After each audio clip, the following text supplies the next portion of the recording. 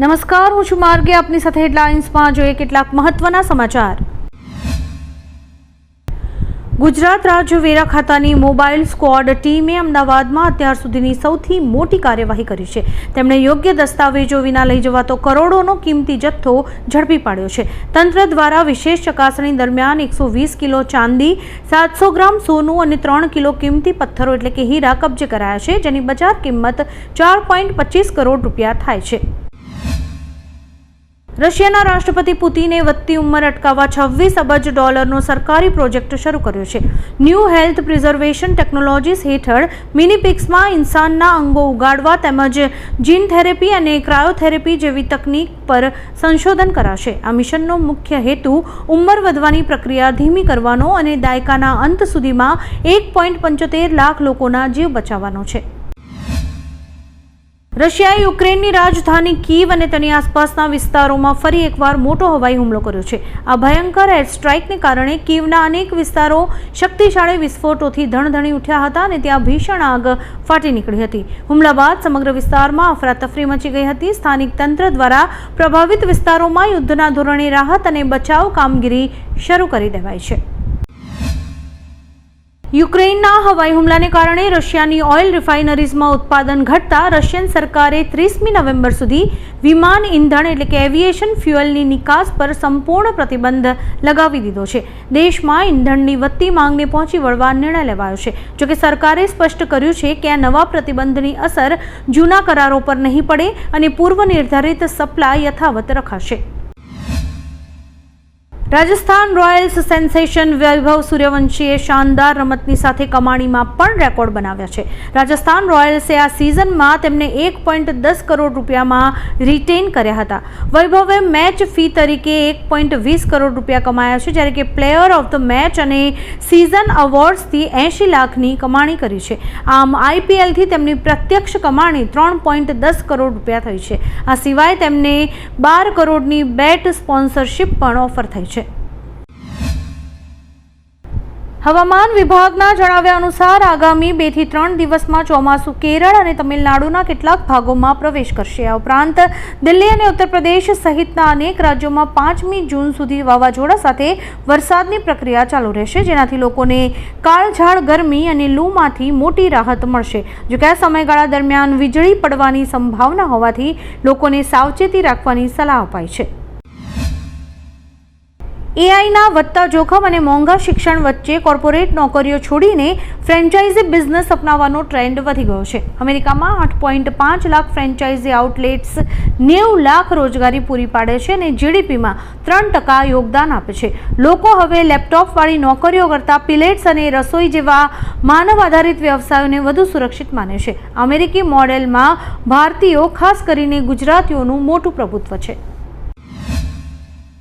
Tarak Mehta Ka Ooltah Chashmah fame actress Nehal વડોલિયાએ TV industry છોડવા અંગે ચોંકાવનારા ખુલાસા કર્યા છે.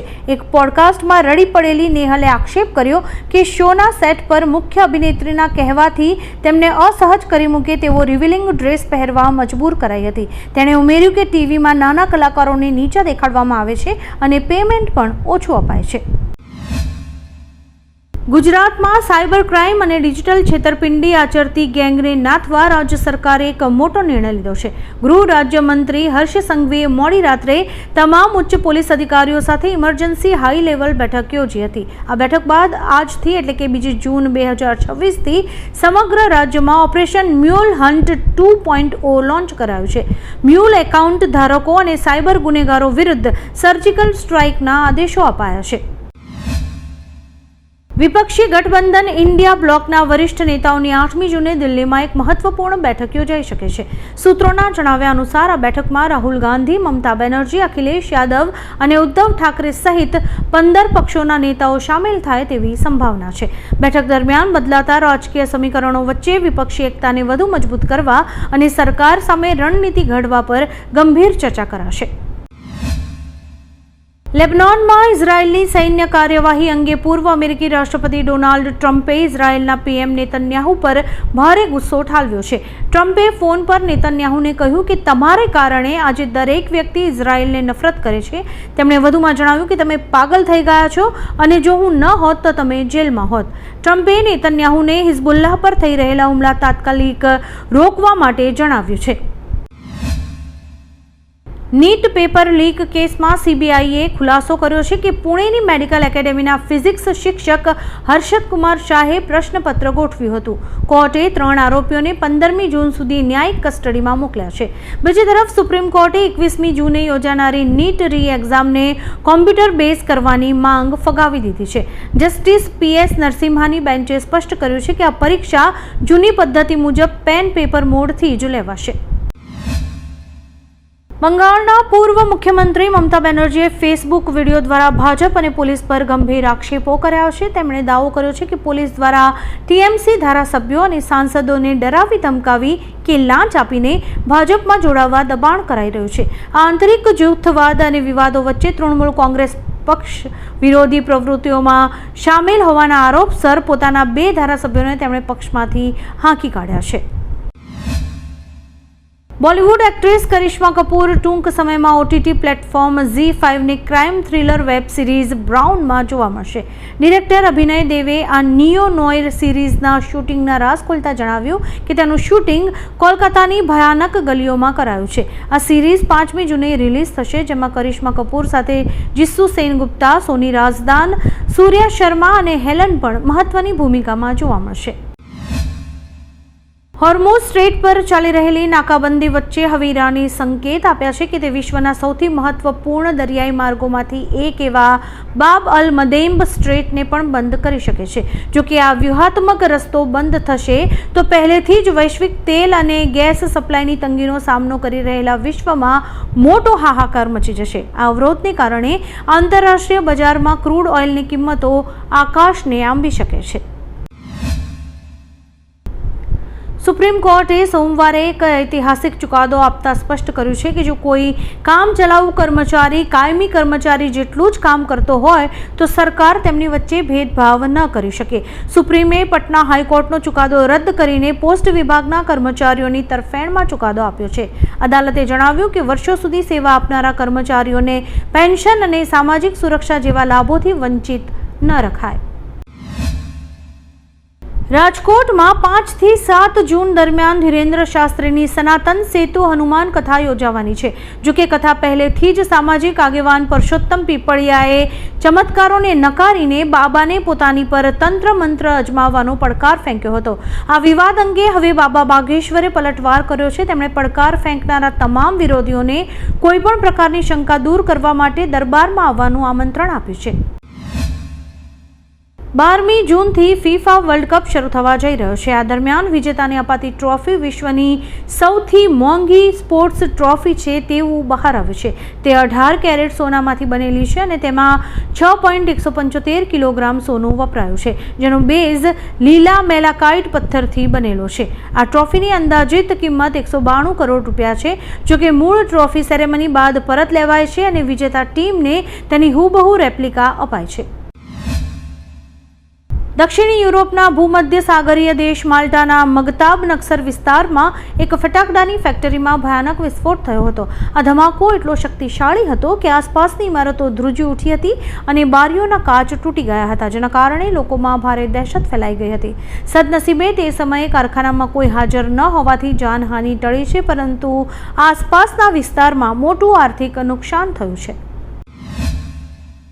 બંગાળ વિધાનસભા ચૂંટણીમાં હાર બાદ મમતા બેનર્જીની ટીએમસી પર મોટું સંકટ મંડરાઈ રહ્યું છે. પક્ષના આશરે 15 થી 20 ધારાસભ્યો અસંતુષ્ટ નેતાઓના સંપર્કમાં છે અને નેતૃત્વ પર સતત દબાણ બનાવી રહ્યા છે. અહેવાલો અનુસાર આ બળવાખોર નેતાઓ અસલી તૃણમૂલના નામે નવો રાજકીય મંચ બનાવવાની તૈયારીમાં છે. આ સ્થિતિ 2022માં મહારાષ્ટ્રમાં શિવસેનામાં કરાયેલા ઐતિહાસિક બળવા જેવી જ દેખાઈ રહી છે. ભારતીય સિનેમાના મહાન કલાકાર રાજ કપૂરની આજે પુણ્યતિથિ છે. 2 જૂન 1988ના રોજ તેમણે દુનિયાને અલવિદા કહ્યું હતું, પરંતુ તેમની યાદો આજે પણ જીવંત છે. તેઓ એક અદ્ભુત અભિનેતા, નિર્માતા અને દિગ્દર્શક હતા. 19માં દાદા સાહેબ ફાળકે એવોર્ડ સમારોહ દરમિયાન તેમની ખરાબ તબિયતને કારણે તત્કાલીન રાષ્ટ્રપતિ આર વેંકટરામન પ્રોટોકોલ તોડીને સ્વયં તેમની ખુરશી પાસે જઈને તેમને આ સર્વોચ્ચ સન્માન એનાયત કર્યું હતું. નેપાળના વડાપ્રધાન બાલેન શાહે ભારત અને નેપાળ દ્વારા એકબીજાની જમીન પર કબજો કરવા અંગે આપેલા વિવાદાસ્પદ નિવેદનથી સંસદમાં હોબાળો મચી ગયો છે. વિપક્ષી દળોએ આ દાવા સામે જોરદાર વિરોધ નોંધાવીને વડાપ્રધાન પાસે નક્કર પુરાવા માંગ્યા છે અથવા તો નિવેદન પાછું ખેંચવા દબાણ કર્યું છે. વિપક્ષનો આરોપ છે કે પુરાવા વિનાના આવા નિવેદનો દેશના રાષ્ટ્રીય હિતો અને વિદેશ નીતિને મોટું નુકસાન પહોંચાડી શકે છે. આમ નેપાળમાં અત્યારે તો બાલેન શાહનો નિવેદન ભારે વિરોધ થઈ રહ્યો છે. દિલ્હીના મુકુંદપુરમાં ગેસ સિલિન્ડર ફાટવાથી એક ઇમારત ધરાશાયી થઈ ગઈ છે. દિલ્હી પોલીસના જણાવ્યા અનુસાર આ ઘટનામાં 6 લોકો ઘાયલ થયા છે. તેમની હાલની સ્થિતિ હજુ સુધી જાણી નથી શકાઈ. કેટલાક લોકો કાટમાળ નીચે ફસાયેલા હોવાના અહેવાલ છે. બચાવ અને રાહત કામગીરી ચાલુ છે. ટીએમસીમાં ભાગલા પડવાની અટકળો વચ્ચે બંગાળ ભાજપ પ્રમુખ શમીક ભટ્ટાચાર્યએ જણાવ્યું છે કે પોતાના દમ પર સ્પષ્ટ જનાદેશ મેળવ્યા પછી પક્ષ હવે હરીફ પક્ષોના નેતાઓને સામેલ કરવા માટે કોઈ પણ દબાણ કે મજબૂરી હેઠળ નથી. ટીએમસી અને ભ્રષ્ટાચાર સમાનાર્થી છે. હાલ માટે ભ્રષ્ટ ટીએમસી નેતાઓ માટે ભાજપના દરવાજા બંધ છે, પરંતુ ભવિષ્યમાં સ્વચ્છ નેતાઓ ભાજપમાં જોડાઈ શકે છે. આવા જ કેટલાક રસપ્રદ સમાચારો નિહાળવા માટે મારી યુટ્યુબ ચેનલને લાઇક, શેર અને સબસ્ક્રાઇબ કરો અને જોતા રહો હેડલાઇન્સ.